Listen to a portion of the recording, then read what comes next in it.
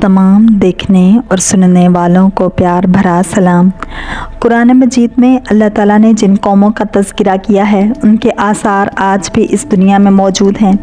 उन कौमों को अल्लाह ताला ने उनकी नाफरमानियों, खुदा से इनकार, रसूलों, नबियों और उनके मानने वालों पर जुल्म व सितम की इंतहा कर देने पर सख्त सज़ाएँ दी। और कुरान मजीद में हम मुसलमानों की इबरत और रहनुमाई के लिए उनका तज़किरा किया है।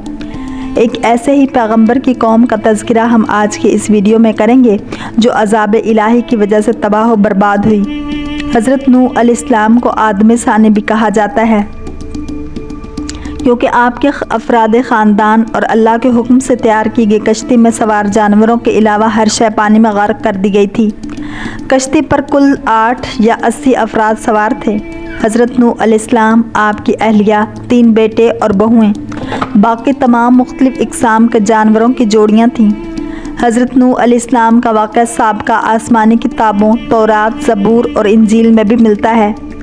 चीन के ईसाई मुबल्लिगीन और साइंसदानों की एक तहकीकाती टीम ने कई माह पर मुश्तमिल अपनी तहकीक के इख्तिताम का 2010 में ऐलान करते हुए दावा किया था कि उन्होंने हज़रत नूह अलैहिस्सलाम की तारीख़ी कश्ती को तलाश कर लिया है।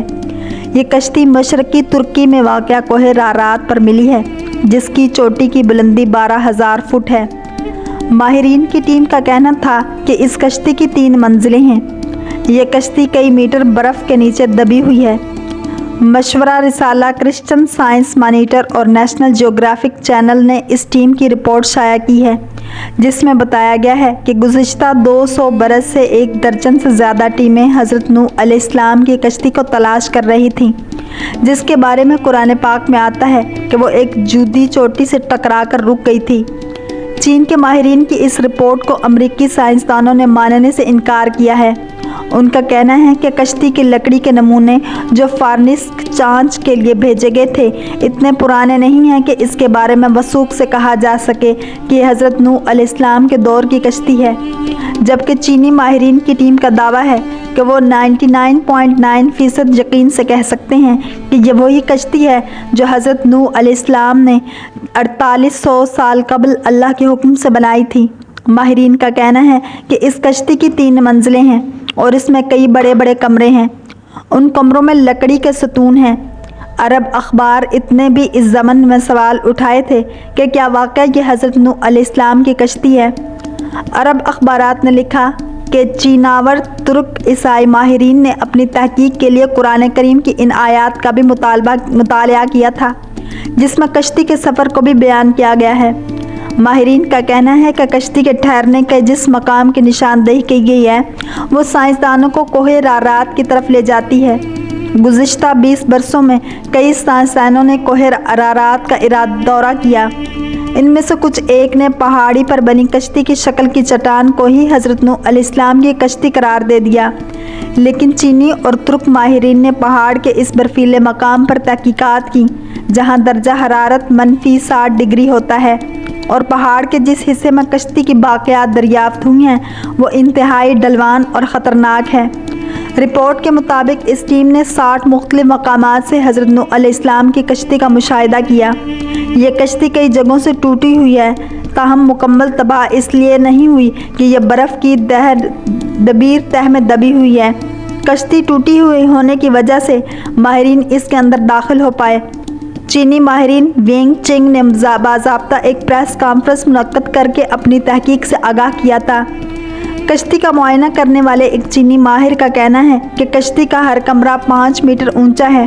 इसमें कोई भी जानवर आसानी से समा सकता था। चीनी माहिरीन ने रेडियो कार्बन टेक्नोलॉजी से कश्ती के टुकड़ों का मुशाहिदा किया और दावा किया कि यह 4800 साल पुरानी है। कश्ती में कई संदूक भी मिले हैं, लेकिन चीनी माहिरीन इनको खोल नहीं पाए। माहिरीन एक मरतबा फिर जदीद आलात एक्सरे मशीनों के ज़रिए कोई अरारत का तफसीली दौरा करने वाले हैं ताकि तमाम राजों से पर्दा हटाया जा सके, अमरीकी साइंसदानों के सवालात का जवाब दे सके। हज़रत नूह अलैहिस्सलाम की कश्ती की दरियाफ्त का दावा नया नहीं है। दूसरी जंग अजीम में लियोनार्ड नामी बरतानवी फ़ौजी लड़ाई में हिस्सा लेने इराक़ गया था। लियोनार्ड को तारीख़ और आसार कदीमा में काफ़ी दिलचस्पी थी, इसलिए उसने इराक़ के बाज़ारों से मुख्तलिफ़ आसार कदीमा की अशिया ख़रीदना और जमा करना शुरू किया। جب وہ چل بسا تو اس کے بیٹے سائمسن کے حصے میں یہ اشیاء آئیں۔ اس نے یہ اشیاء برطانیہ کے میوزیم کے حوالے کر دیں۔ برٹش میوزیم سے وابستہ ماہر آثار قدیمہ اورونگ فنگ نے ان اشیاء کا مطالعہ کیا۔ اس میں ایک تختی بھی جس پر قدیم اشوری زبان میں کچھ لکھا تھا۔ سخت مٹی سے بنی اس تختی پر لکھی عبارت کا جب انہوں نے ترجمہ کیا تو وہ حیران رہ گئے۔ تختی پر درج تھا، جب انسانوں کے گناہ بڑھ گئے تو خدا ان سے ناراض ہو گیا اور پھر اس نے گناہ گاروں کو پانی میں ڈبونے کا فیصلہ کیا۔ تب فرشتوں نے وادی دجلہ اور فرات میں آباد ایک نیک انسان حضرت نوح علیہ السلام تک خدا کا یہ پیغام پہنچایا کہ وہ ایک کشتی تیار کریں اور اس میں نیک لوگوں کے علاوہ تمام جانداروں کا ایک ایک جوڑا بھی سوار کر لیں۔ اس تختی میں کشتی کو اتنا بڑا بتایا گیا ہے کہ وہ فٹ بال کے ایک اسٹیڈیم کے برابر تھی۔ ماہرین نے اندازہ لگایا ہے کہ یہ تختی 4000 برس پرانی ہے، یعنی حضرت عیسیٰ علیہ السلام سے 2000 برس پہلے کی ہے۔ اس طرح طوفان نوح کا ایک اور ٹھوس ثبوت دنیا کے ہاتھ بہت پہلے ہی لگ چکا ہے۔ عام طور پر مذہب خصوصاً اسلام کے منکرین ان واقعات کو افسانوی قصے قرار دیتے ہیں۔ یہ تمام ثبوت ان کی آنکھیں کھولنے کے لیے کافی ہیں۔ اس تختی پر یہ بھی لکھا ہے کہ حضرت نوح علیہ السلام کی کشتی آج کل کی کشتیوں کی طرح لمبی نہیں تھی، بیضوی یعنی انڈے کی طرح تھی۔ اس زمانے میں دجلہ اور فرات میں اسی طرز کی کشتیاں چلتی تھیں۔ کشتی کے ٹھہرنے کے مقام کے بارے میں قرآن مجید کی سورۃ الہود آیت نمبر 44 میں بتایا گیا ہے کہ وہ ایک بلند مقام جودی پر جا کر رکی تھی۔ عراق اور شام کے قدیم باشندے بابل کے دور میں یہ سمجھتے تھے کہ کشتی کوہ کردہ پر ٹھہری تھی۔ یہ مشہور پہاڑ جزیرہ ابن عمر کے قریب واقع ہے۔